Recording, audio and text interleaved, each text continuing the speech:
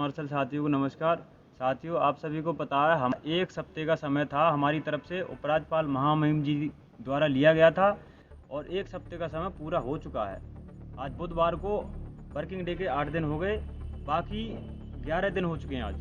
तो आप सभी साथियों को सच्चाई है वो बयां कर रहे हैं। हमने सोमवार को भी LG हाउस में जाके देखा था, यहाँ रिसेप्शन पे, कि हमारा काम कहाँ तक हुआ है। स्पेशल सेक्रेटरी हैं LG साहब की, उनके पास हमारा केस बताया गया कि वहाँ पर फाइल है और क्या प्रोसेस है क्या नहीं है उसके बारे में सूचना नहीं मिली है।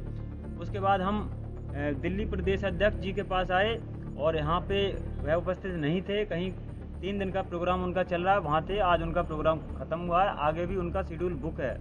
ये हमारी बात फ़ोन पे हुई है उनसे और उन्होंने कहा है श्रीमान वीरेंद्र सचदेवा जी ने कि आप अभी शांति और धैर्य बना के रखें, इसमें थोड़ा सा समय लग रहा है लेकिन आपका काम हो रहा है, 101% हो रहा है और हमें भी पूरी उम्मीद है। तो अब साथियों, ये तो सच्चाई है जो आपको बयां करी है हमने। अब आप लोगों को लगता है कि हमारा काम अगर आगे नहीं हो रहा है, अगर आप विरोध करना चाहते हो तो हम भी तुम्हारे साथ खड़े हैं। अगर आपको किसी तरह से लग रहा है कि हमारा काम नहीं हो रहा है तो हम भी तुम्हारे साथ खड़े हैं, कंधे से कंधा मिला के खड़े हैं।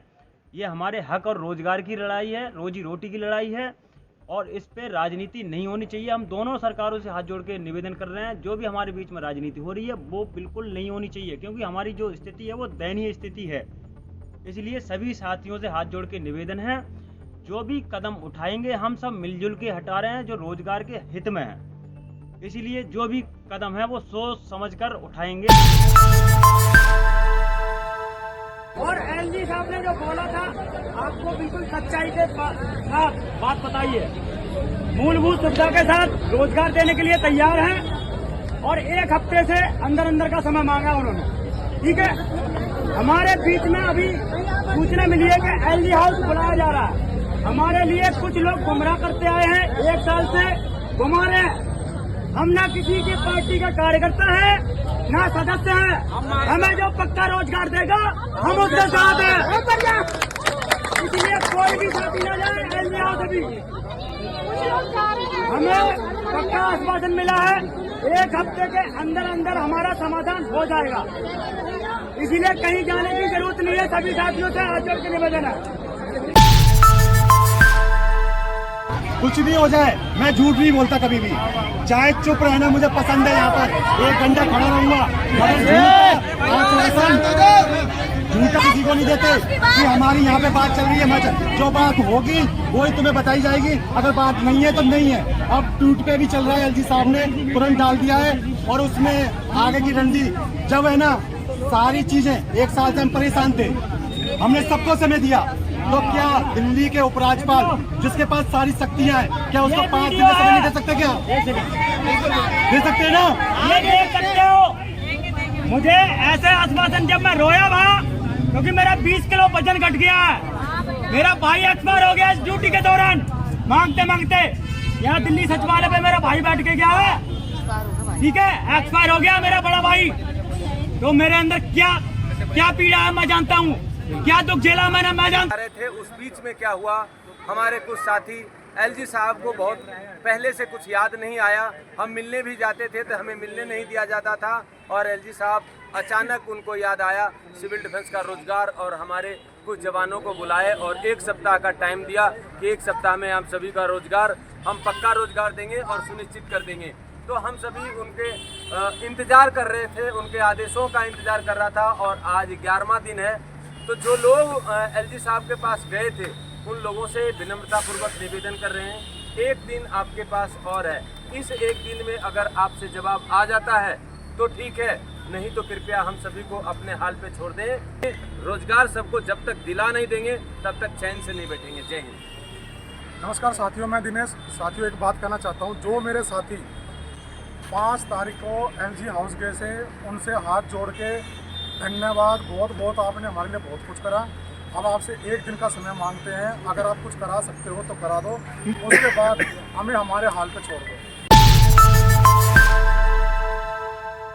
और वो हम गारंटी लेते हैं इन मार्शल्स के सामने कि आप अपना काम पूरा करो। एलजी से हम काम पूरा करवा के देंगे। ऐसे इनको पक्का किया जाए, इसके लिए कोई योजना नहीं, सिर्फ नाटक करके दिखा रहे कि देखो हम आपके लिए सड़क पे बैठ गए। अरे आप सड़क पे बैठ गए हैं तो सड़क पर बैठने का तो आपका इंतजाम 3 महीने बाद हो ही रहा है, तब जितना मर्जी बैठना चुनाव के बाद, लेकिन अभी तो आपको काम करना है, आप सरकार में हो। अब मैं अपनी मांग पढ़ता हूं, जिस मांग को हम लेके आए हैं और जिसको आपको पूरा करना ही पड़ेगा और हम आपसे करवा के रहेंगे। पहली मांग है कि सभी वरिष्ठ मार्शल्स को तुरंत बहाल किया जाए, पहली मांग। दूसरा, इनकी सर्विसेज जो हैं वो रेगुलर की जाएं और इनको जो अपॉइंटमेंट दी जाए रेगुलर की जाए। इनकी सर्विस किस दिन से, जिस दिन से इनको अपॉइंटमेंट दी थी, ये नहीं है हम अब रेगुलर करेंगे। कितने लोग तो एक बार हो जाएंगे, तो जब आप जिस एज पर उस समय लग गए वही एज मानी जाएगी इनके रेगुलराइजेशन में। कोई इसमें कॉन्स्पिरेसी नहीं होनी चाहिए, कोई इसमें इफ एंड बट नहीं होना चाहिए। इसके साथ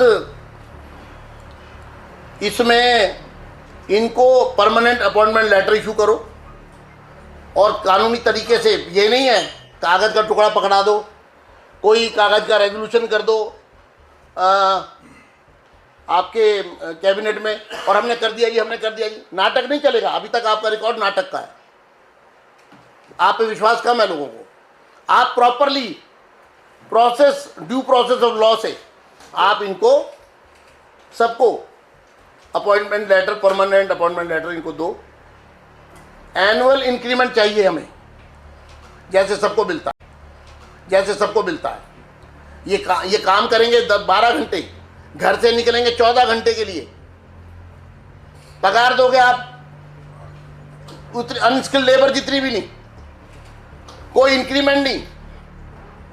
ये 21वीं सदी में भारत, दिल्ली में हो रहा है, शोषण हो रहा है लेबर का आपके शासन में। इसके आगे इनको रीडेजिग्नेट करिए, इनको गार्ड किसी भी रूप में लिखिए, मार्शल्स किसी भी रूप में, वॉलंटियर शब्द हटाइए। वॉलंटियर क्या होता है? ये रेगुलर सर्विस में है, परमानेंट एक स्पेसिफिक जॉब कर रहे हैं, वॉलंटियर शब्द नहीं होना चाहिए। वॉलंटियर शब्द लिखने से ऑनरेरियम नहीं है इनका, इनको वेजेस दीजिए, payment of wages instead of honorarium. 10,792 की संख्या बताइए, संख्या को बढ़ाइए। और किस लिए बढ़ाइए? Ensure reservation. आप लोग आरक्षण के विरोधी हैं, मुझे मालूम है, संविधान को नहीं मानते हैं। आपने इसमें SC, ST, OBC और EWS ये कैटेगरी को एंटरटेन ही नहीं किया। क्या अजीब सरकार है, इतनी इनह्यूमन हो सकती है कि इस देश के SC को, इस देश के ST को, इस देश के OBC को के साथ आपने अन्याय किया। आपने EWS के साथ आपने अन्याय किया। संख्या बढ़ाइए और जितना प्रतिशत रिजर्वेशन होना चाहिए, मुझे रिजर्वेशन चाहिए इनके लिए, रिजर्वेशन दीजिए। और इसके बाद जो रेजोल्यूशन हमने पेश किया था, माफी मांगिए जो जनता से आप लोग झूठ बोल रहे हैं कि हमने कहा था कि हम जाके आपके साथ प्रोटेस्ट करेंगे।